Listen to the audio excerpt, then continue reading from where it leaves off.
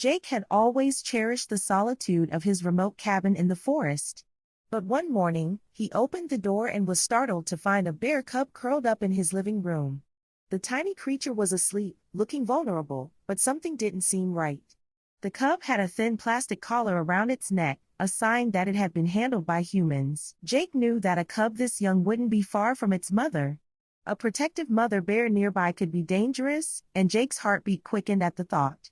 As he peered out the window, he didn't spot any signs of the mother. The forest outside seemed eerily still, which only deepened his unease. The collar around the cub's neck raised more questions. It didn't appear worn, suggesting it had been recently placed on the cub. Jake wondered if someone had been trying to domesticate the bear or, worse, involved in illegal wildlife activities.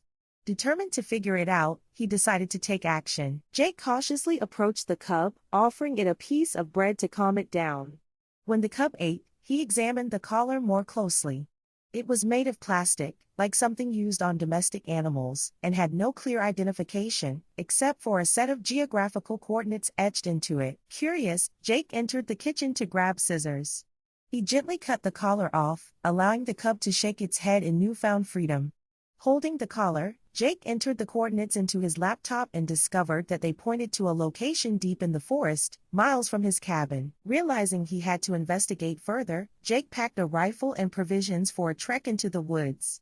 After hours of searching, he reached the coordinates and found a rusted cage, clear evidence that the cub had been kept there. But who would do such a thing? As Jake puzzled over the scene, a woman appeared. She introduced herself as Sarah, a volunteer with a local wildlife rescue group. She explained that the cub had been taken from its natural habitat by a well-meaning activist but was not properly cared for. Sarah's organization had been trying to track it down, and the collar was a tool to monitor the cub's movements. Sarah thanked Jake for helping the cub and assured him that they had plans to rehabilitate it and return it to the wild. Jake felt relief wash over him.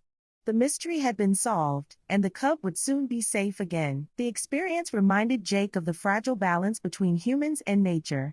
As he and Sarah headed back to the cabin, he felt a renewed commitment to protect the forest and its inhabitants, starting with the bear cub that had unexpectedly crossed his path.